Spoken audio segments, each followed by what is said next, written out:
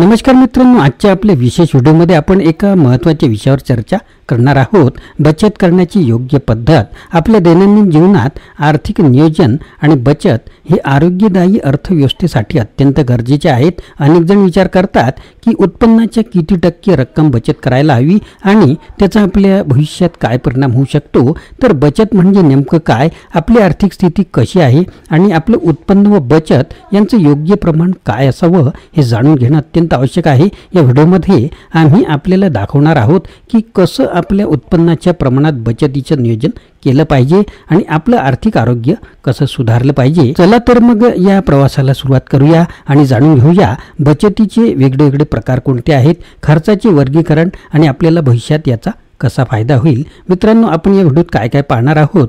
तर बचत म्हणजे नेमकं काय असतं आणि ते आपल्यासाठी का महत्त्वाचे आहे, आपल्या उत्पन्नाच्या किती टक्के बचत करणे योग्य असते, आपण आपली बचत कशी तपासू शकतो आणि ती किती प्रमाणात योग्य आहे हे कसं ओळखायचं, उत्पन्न आणि बचतीचं योग्य प्रमाण ठरवताना कोणते घटक आपण लक्षात घेतले पाहिजे, आर्थिक आरोग्य म्हणजे काय आणि बचतीचा त्याच्याशी काय संबंध आहे, उत्पन्नाचे किती प्रकार आहेत आणि त्यानुसार बचतीचं नियोजन कसं करावं, आपलं खर्च कसे वर्गीकृत करावे आणि त्यावर नियंत्रण कसं मिळवावं, बचतीचे कोणते विविध प्रकार आहेत आणि आपल्या गरजेनुसार कोणता प्रकार निवडावा, आपली बचत दर्जाहीन, विकसित किंवा विकसनशील आहे का हे कसं ओळखायचं, भविष्यातील अनिश्चिततेसाठी बचत का महत्त्वाची आहे आणि ती कमी होण्यापासून कसं वाचवता येईल, दर्जाहीन बचत आणि विकसनशील बचतीत काय फरक आहे, आपण आपल्या आर्थिक आरोग्याला दीर्घकालीन यशासाठी कसं मजबूत करू शकतो.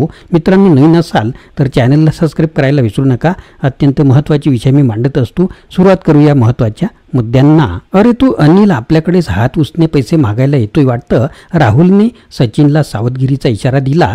संपूर्ण ऑफिसमध्ये हा मित्र म्हणजे हात उसने पैसे मागणारा असे समीकरण झालं. बरं, असे हात उसने पैसे घेऊन तू विम्याचे हप्ते, आरडीचे हप्ते भरतो, परंतु पैसे परत करणे त्याच्या स्वभावात बसत नसे. कर्ज घेऊन बचत करण्याचा अजब तंत्राचे ऑफिस, बरोबरच त्याच्या शेजारची व्यक्ती, शेजार धर्म पाळणे म्हणजे धर्म संकट स्वतःहून ओढून घेतल्यासारखे. आणि त्याला समजावून तर सांगणार कोण, बचत करायची तर स्वतःच्या मिळकतीमधून हे त्याला मान्यच नव्हते. त्यामुळे तो सतत चेष्टेचा विषय ठरायचा, त्याचा सतत अपमान व्हायचा आणि त्याची पत्नी देखील वैतागून गेली होती. ती म्हणायची, अहो, आपल्या उत्पन्नाच्या प्रमाणातच बचत करा, हात उसने घेण्याचे टाळा. पण पालथ्या घागरीवर पाणी पडायचे, आर्थिक आरोग्य खराब व्हायचे, याचा त्रास संपूर्ण कुटुंबाला व्हायचा. ही छोटीशी गोष्ट आपल्याला बरंच काही सांगून जाते. प्रत्येक व्यक्तीस असे वाटते की आपले उत्पन्न हे खर्चापेक्षा जास्त असावे. यासाठी अनेक व्यक्ती, महिला इत्यादी वर्ग स्वतःचा होणारा जमा खर्च लिहितात. त्यामुळे त्यांच्या पैशाला शिस्त लागते. अनेक व्यक्ती असा जमा खर्च व्यवस्थित लिहिल्यानंतर प्रत्येक खर्चाचे वर्गीकरण करतात, त्यास योग्य ती शीर्षक देतात. तसेच त्यांना मिळणाऱ्या उत्पन्नाची नोंद करताना जमा होणारा पैसा कोणत्या मार्गाने आला, उदाहरणार्थ पगार, झाडे, धंद्यातून शेतीमाल विक्री इत्यादी, याची विभागणी कशी करावी लागते. यात रेखीवपणा किंवा पारदर्शकता येण्यासाठी अधिक आग्रह तर धरतातच, परंतु त्याचे विश्लेषण देखील करतात. उत्पन्नाचे प्रकार. जेव्हा एखाद्या कुटुंबास मिळकत प्राप्त होते तेव्हा वर्गीकरण करावे लागते. भांडवली उत्पन्न व महसुली उत्पन्न. भांडवली उत्पन्नामध्ये कर्जाऊ, उसनी, अनामत रक्कम यांचा अंतर्भाव करावा किंवा एखादी संपत्ती विकून आलेला पैसा यासाठी वेगळा भाग करावा. भांडवली स्वरूपाचा मूळ उद्देश असा असतो की घेतलेली रक्कम व्याजासह त्याची त्याला परतफेड करण्याचे तत्व असते. आपल्या जवळील भांडवल कमी होणे, त्यात सातत्याने वाढ व्हावी. महसुली उत्पन्नामध्ये आपली कष्टाची कमाई, पगार, विक्रीपासून होणारा नफा इत्यादी जो सतत पाण्याच्या झऱ्यासारखा प्रवाही असावा. अशा उत्पन्नाचे शीर्षक भांडवली उत्पन्नापेक्षा वेगळे दाखविल्यास भविष्यातील आपल्या उत्पन्नात मिळकतीस रेखीवपणा किंवा पारदर्शकता येईल. खर्चाचे वर्गीकरण. जसे उत्पन्नाचे वर्गीकरण असते तसेच खर्चाचे वर्गीकरण सर्वप्रथम 2 भागात करावे, भांडवली खर्च व महसुली खर्च. अशा प्रकारची विभागणी करताना त्याचा अर्थ समजणे आवश्यक असते. भांडवली खर्च म्हणजे ती एक प्रकारची गुंतवणूकच असते, मग उत्पादक किंवा अनुत्पादक स्वरूपाची देखील असते. आपण घरात फ्रीज, कूलर, टी व्ही, सोने, दागदागिने खरेदी इत्यादी भांडवली स्वरूपाचा खर्च करत असतो. भांडवली स्वरूपाचा खर्च करताना अनुत्पादक स्वरूपाचा खर्च टाळावा व उत्पादक स्वरूपाचा भांडवली खर्च हा आपल्या कुटुंबाची प्रगती घडवितो. महसुली स्वरूपाचा खर्च हा एक विशिष्ट क्रमाने वारंवार होतो. अशा खर्चाची पुनरावृत्ती सातत्याने होते, तो महसुली खर्च होय. अशा खर्चाची विभागणी केल्यास आपण जो हिशोब लिहित असता त्याचे विश्लेषण करणे अधिक सोपे जाते. हिशोब लिहिताना स्थिर, अस्थिर खर्च, प्रासंगिक, आकस्मिक स्वरूपाचा खर्च या अंतर्गत परत विभागणी करता येईल. खर्चाचे विवरण एकंदरीत प्रत्येक महिन्याचा जमा खर्च लिहिल्यानंतर एकूण उत्पन्न व एकूण खर्चाचे विवरण काढता येते. त्याचप्रमाणे वार्षिक हिशेबही काढता येतो. त्यामुळे अनावश्यक खर्च टाळण्यायोग्य कोणता प्रमाणाबाहेर झालेला खर्च कोणता हे समजते. कुटुंब प्रमुखास याद्वारे आपली आर्थिक प्रगती कोणत्या दिशेने होते हे सुद्धा समजते. आपली बचत कोणत्या प्रकारची आहे.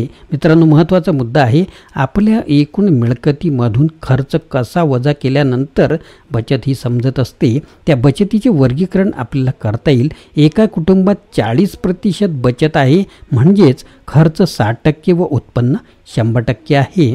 दर्जाहीन बचत, ज्याला कर्जबाजारी बचत सुद्धा म्हणतात, ती कोणत्या प्रकारची असते. पहिल्या प्रकारास मिळणाऱ्या उत्पन्नात 30% महसुली व 70% भांडवली उत्पन्न असे एकूण 100% उत्पन्न आहे.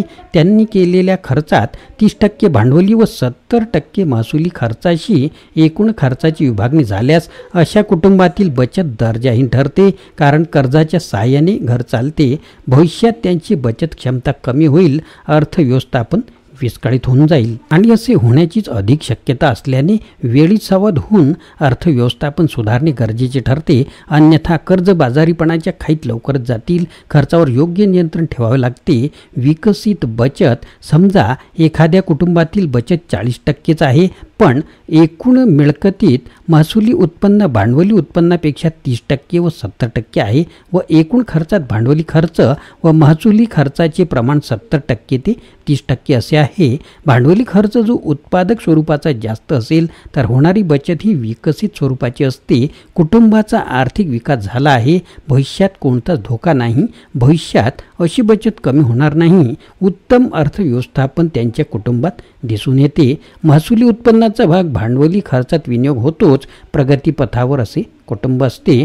भविष्यात कमी होणारी बचत. तिसऱ्या प्रकारातील उदाहरणात एकूण मिळकतीमध्ये भांडवली व महसुली उत्पन्नाचे प्रमाण 30% व 70% आहे.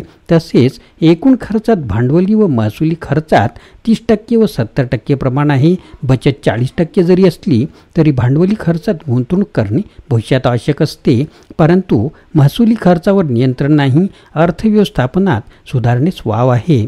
भविष्यात बचत क्षमता नक्की कमी होईल. वायफळ खर्चात काटकसर करून भांडवली खर्चात रूपांतर करावे, अन्यथा अधोगती सुरुवात होईल. भविष्यातील बचत कमी होईल. विकसनशील बचत म्हणजे काय? चौथ्या गटात असणारी बचत विकसनशील असते. भविष्यात त्याची वाढ होणार आहे, कारण त्यांच्या एकूण उत्पन्नात भांडवली उत्पन्न व महसुली उत्पन्न हे 70% व 30% आहे. खर्चात देखील भांडवली व महसुली खर्चाचे प्रमाण 70% व 30% आहे. म्हणजे भविष्यात कर्जाची परतफेड बचतीद्वारे करता येते व बचत भविष्यात वाढेल. विकासाभिमुख कुटुंब असेच त्याचे वर्णन करता येईल. एकंदरीत आपण चारही पाहिलेल्या उदाहरणांमध्ये बचतीचे प्रमाण 40% जरी असले तरी त्याचा अर्थ नक्कीच प्रत्येक उदाहरणात वेगवेगळा असतो. तेव्हा फक्त हिशेबाचे आकडे लिहिण्यापेक्षा या तत्वांचा वापर जमा खर्चाच्या नोंदीसाठी करावा, ज्यामुळे आपली बचत क्षमता वाढणार का घटणार याचे विश्लेषण स्वतःच करता येईल. अनुत्पादक स्वरूपाचा खर्च टाळावा. अनेक वेळा स्वतःचा ब्रँड नेम विकसित करण्यासाठी जसे उत्पादक खर्च करतात तसेच तत्व स्वतःच्या जमा खर्चात अवलंबावे.